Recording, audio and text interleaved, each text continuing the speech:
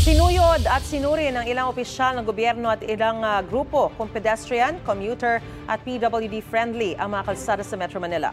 Ngayon ang balita live si EJ Gomez. EJ, ano ang nadiskubre nila? Mariz, may joint inspection nga na isinasagawa ngayong umaga ang DOTR, DPWH at ang grupong Move as One Coalition para i-check ang kondisyon ng mga pedestrian infrastructure at gayon din ang active mobility infrastructure bilang hakbang yan para ma-improve yung transport sector sa bansa. Narito sa joint inspection sina Department of Transportation Acting Secretary Giovanni Lopez, Department of Public Works and Highways Secretary Vince Dizon at si Robert C. ng civil group na Move as One Coalition.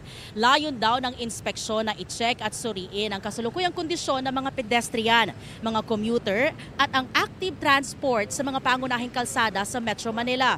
Yan daw ang magiging basihan sa posibleng pagpapaganda ng infrastruktura para makatulong sa mga pedestrian, motorista at iba pang gumagamit ng mga kalsada. Sinimula ng ruta ng inspeksyon sa Ayala patungong EDSA hanggang sa Rojas Boulevard. Mahigit 4 kilometers ang distansyang lalakarin ng mga opisyal na kasama sa inspeksyon sa loob ng mahigit 1 oras. Kabilang sa mga tinitingnan ng mga daanan ng mga pedestrian at ang loading at unloading areas ng mga pampublikong transportasyon. Ayon kay Dizon, initial efforts ang joint inspection bago simulan ang rehabilitation ng EDSA sa January. Sabi naman ni Lopez, plano ng pamahalaan na maihabol ang ilang pagbabago gaya ng paglalagay ng sapat na mga ilaw at pagpapalitada ng mga pader. At ang pagpupulong ng mga lider, ito ay joint inspection bago raw ang pagpupulong ng mga lider ng ASEAN o yung Association of Southeast Asian Nations sa 2026 kung saan host ang ating bansa. Narito ang kanilang mga pahayag.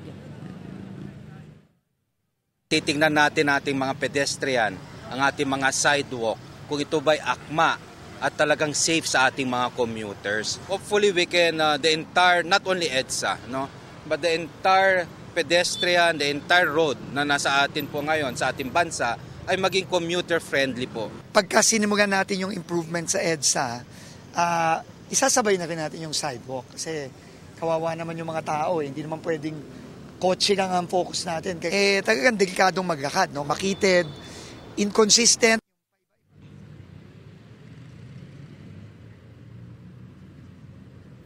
Mariz, kakadaan lang nitong walk dito sa mismong kinatatayuan natin at doon dumaan si Secretary Lopez at si Secretary Dizon. Nakausap natin yung ilang mga PWDs, kasama nga rin yan, katulad ng sabi ng ating mga opisyal at expected daw nila na talagang mahihirapan sila sa paglalakad sa pedestrian at yung pagtahak dito sa EDSA. Pero dire-diretso pa naman yung kanilang pagtahak dito sa mga pedestrian dito sa EDSA dahil wala pa rin namang araw o hindi pa ganun kainit sa mga oras na ito. Yan muna ang latest mula rito sa Pasay City.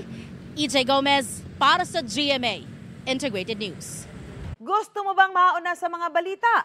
Mag-subscribe na sa GMA Integrated News sa YouTube at tumutok sa unang balita.